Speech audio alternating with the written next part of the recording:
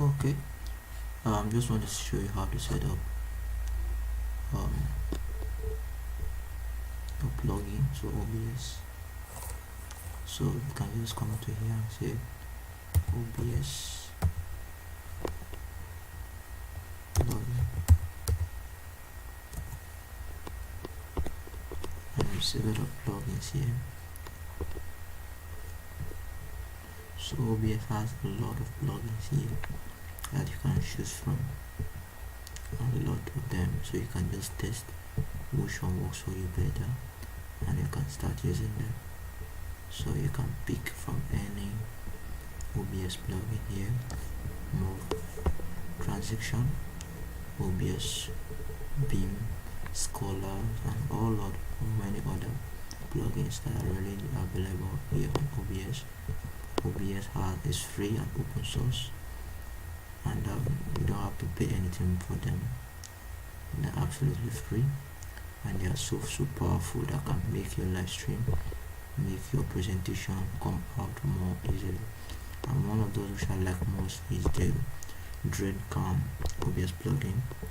It's a very powerful plugin that can help you convert your mobile phone into a camera, wireless camera. You can use it for your tutorial videos and other lecture video also, and it's very powerful. Also the NDI, but I prefer the DreadCam when it comes to video more than the NDI.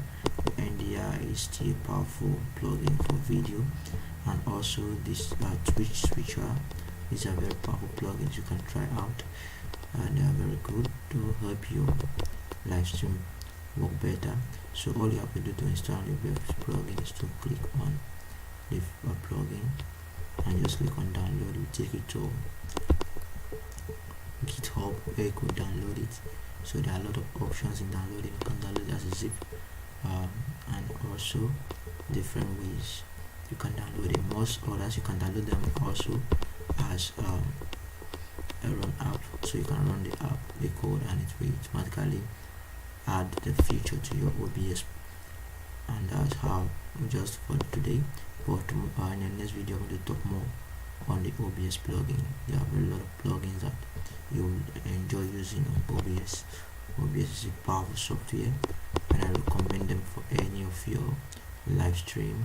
It can be a church, can be a lecture, can be a seminar, conference, whatsoever tutorial you have, whatsoever thing that require live streaming, require video recording. OBS is a good software for that purpose. Listen to just have optimize. So I'll be giving on a way to be able to optimize your OBS to suit, to work better for you, to work the best for you. I'll create a video on that so that you'll not be having a lagging videos and all other things.